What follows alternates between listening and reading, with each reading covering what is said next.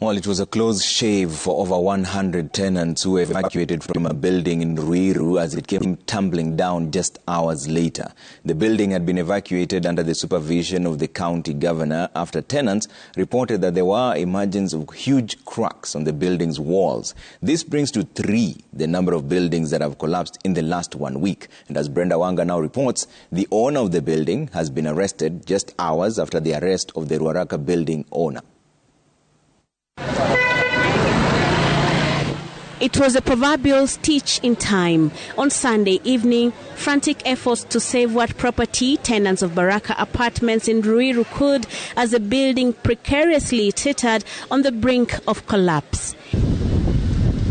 And hours later, at dawn on Monday, the inevitable happened. Luckily, there were no people in the building that had been cordoned off after the evacuations. Hapo saa 9 ya usiku ndio tukasikia mlipuko mkubwa na ukaleta vumbi kwa majumba, umefanya watu hata wapate hiyo kahoma.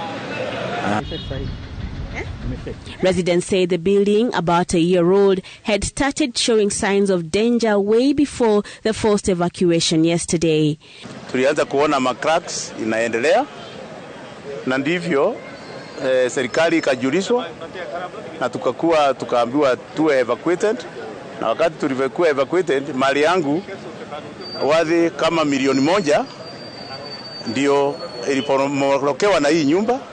Kwa hivyo naona hasara kubwa sana. There is evidence that the owner tried to do some works to support the building. If you go to the basement, you can see that the additional columns that have been introduced to try and support the building. So he knew there was a problem with the building. The collapse has left former tenants counting losses, but grateful for escaping what would have been sure death and injury. It's like worth of, I think my goods is more than 12 million shilling lying in the store. We have to compensate the building of the whoever was got loss. Landlord have to cracks kidogo wana repair, and then hiyo nyumba venye hata wewe ungeiona kabla haijaporomoka ungetarajia inaweza cause hiyo damage, but mimi langu nashukuru Mungu sana, hata kama sikuweza kuokoa vitu zangu niko safe na familia yangu iko safe. Okay, hakuna mtu aliumia kwa hiyo plot. In the aftermath of that collapse, stakeholders from the county now want the county government to act decisively to forestall more danger.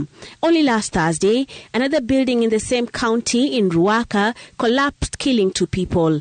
The owner of that building has since been apprehended, but residents say the arrests will not bring back lost lives and restore destroyed property. The people who are failing in their job are the enforcement team, the supervisory team, which falls within the county planning, NEMA, NCA, and the rest. Ngoswa na governor, tumeunda a multi-agency committee ya kusunguka pamoja na NCA. Tukipiga msasa zile majengo zinaendelea na zile ambazo tunaona zinaweza kuwa siku kufuata utaratibu. Na yote tumesema tukipata tunarecommend na inateremshwa chini. The Association of Construction Workers are also asking the national government to strictly enforce the construction codes to ensure that professionalism in the sector is maintained to avoid such tragedies from recurring. Stern and firm action from both the county and the national governments have averted what would have been a tragedy here. But even then, questions still abound as to why this building's construction was allowed to go on without clearances from both levels of the government. Brenda Wanga, Citizen TV in Ruiru, Kiambu County.